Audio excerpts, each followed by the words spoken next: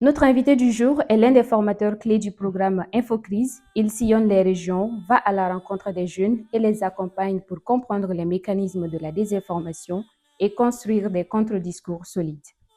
Yeya Maïga est juriste de formation spécialisé en droit privé général et engagé activement dans la promotion de la gouvernance locale, de la citoyenneté et de la participation des jeunes et des femmes au Mali.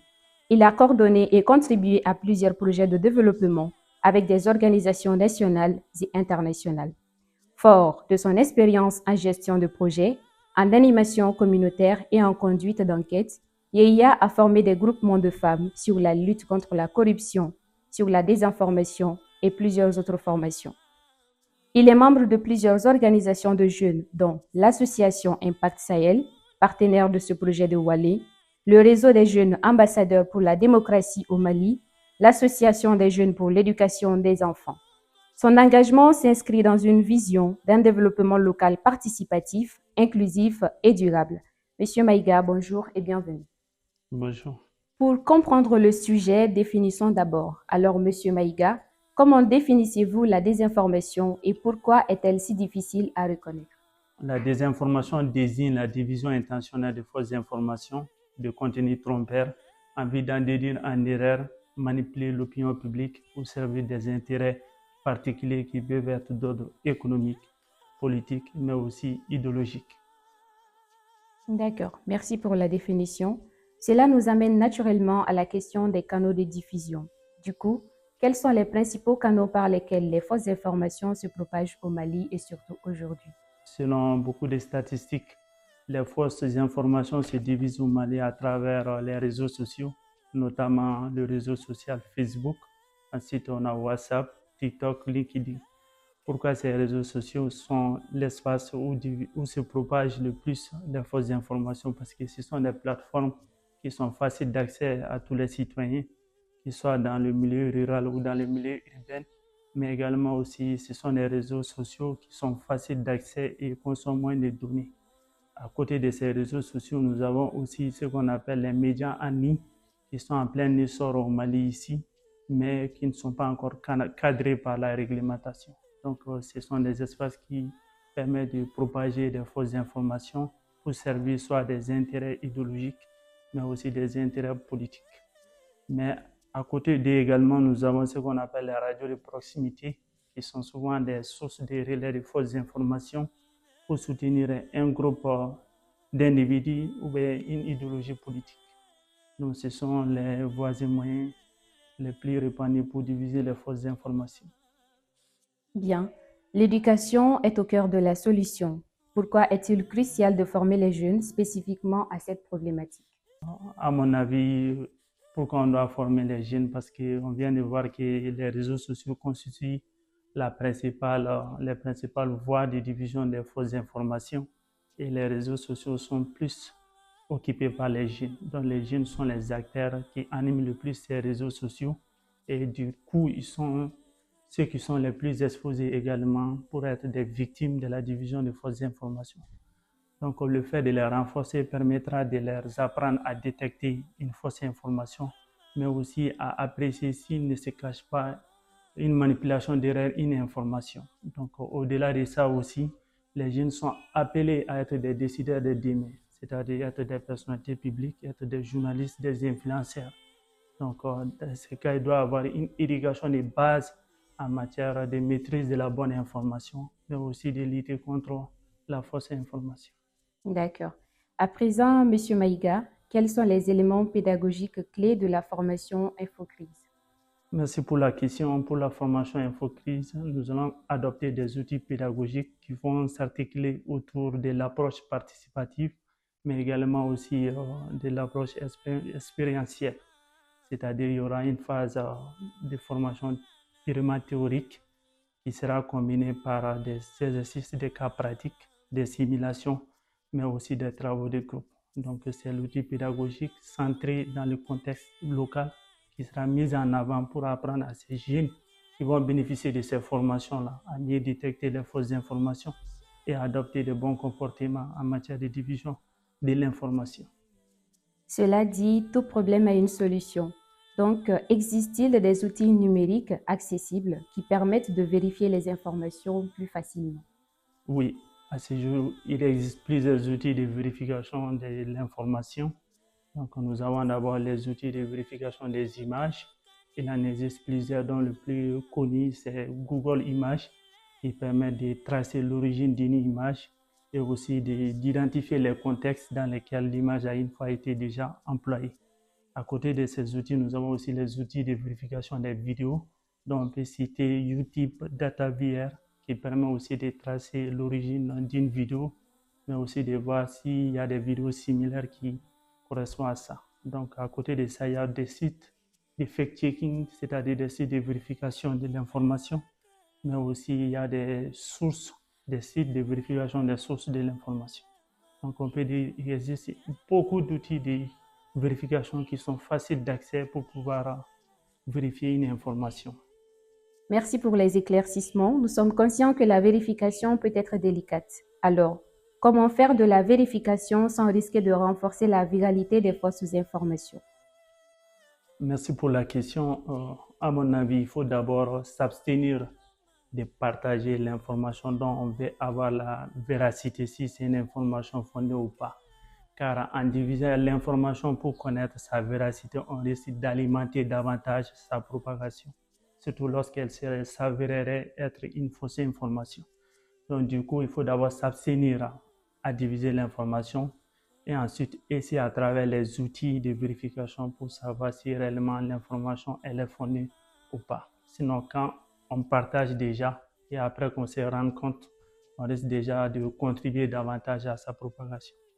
À titre d'exemple, par exemple, quand on nous informe d'une attaque en cours dans une localité, donc le fait de diviser ça sur Facebook pour savoir est-ce qu'il y a l'attaque dans cette zone, donc le fait de faire la division des gens peut provoquer de la panique au sein des communautés. Donc on peut s'abstenir, vérifier auprès des sources officielles, les médias de la localité, mais également aussi les sites officiels du gouvernement, ou essayer de contacter des personnes qui sont sur place pour savoir si réellement l'information est fondée. En effet, s'abstenir avant de partager. Quel est donc le rôle des médias locaux et communautaires dans cette bataille? Merci beaucoup. Il faut rappeler que les médias locaux et communautaires sont des acteurs clés et des intermédiaires importants entre les diviseurs de l'information et les populations. Parce que ce sont des acteurs qui sont plus proches des populations, mais également aussi ce sont des acteurs des médias qui ont plus de légitimité auprès des populations. Donc toute information venant de ces acteurs-là atteste une certaine véracité auprès de leur communauté. Donc du coup, ce sont des acteurs qui jouent un rôle important. Un rôle d'abord d'acteurs de relais, mais également aussi un rôle de sensibilisation. Car ce sont des acteurs qui peuvent beaucoup contribuer en matière de sensibilisation pour lutter contre la désinformation, la détection de la fausse information, mais aussi l'éducation aux médias face à l'information. Donc, au-delà de ça aussi, on se rend compte que ce sont des partenaires privilégiés dont l'État et les organisations qui interviennent dans le domaine de la lutte contre la désinformation peuvent approcher pour pouvoir pacter des partenariats solides puisqu'ils ont cet ancrage local, ils maîtrisent les terrains et ils ont cette capacité de transmettre l'information réelle dans les langues locales. D'accord. Nous poursuivons. Comment les biais cognitifs influencent-ils notre capacité à croire ou rejeter une information? D'accord. Il faut rappeler que ces cognitifs-là sont des capacités de réflexion, des sortes de manipulation de l'esprit qui est inné à chaque être humain et qui provoque le fait pour un être humain souvent de croire à une information même si elle n'est pas fondée. Et ces cognitifs-là influencent beaucoup notre capacité de réflexion pour détecter la véracité d'une information. Par exemple, le fait d'avoir une admiration pour une personnalité politique, toute information destinée à l'endroit de ces personnages-là sera prise en compte autrement que si ça venait d'une autre personne. Donc souvent, ce sont des réflexes qui nous permettent de détecter rapidement une information, mais aussi ça peut nous piéger lorsqu'on est pris par nos sentiments, nos émotions. Donc, c'est quelque chose qu'on doit apprendre à contrôler, à maîtriser, car qui dit la confiance n'exclut pas le contrôle. D'accord, la confiance n'exclut pas le contrôle, tout à fait.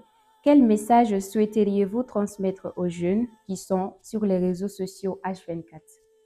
Ok, d'accord. Le message que je souhaite les transmettre, c'est de savoir que tout partage d'une information peut construire comme peut déconstruire, ou détruire plutôt. Voilà, peut construire ou peut détruire. Donc, il doit toujours essayer de se poser la question, l'information que je m'apprête à partager, est-ce vrai, est-ce utile, est-ce respectueuse? Donc, je pense qu'avec ça, ils seront des citoyens bien formés, bien vigilants et qui contribuent beaucoup à l'éducation aux médias et surtout dans le cadre de leur engagement citoyen.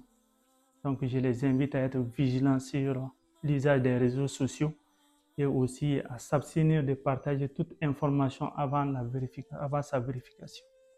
D'accord. Pour terminer, Monsieur Maïga, quelle est votre vision pour l'avenir de la lutte contre la désinformation au Mali?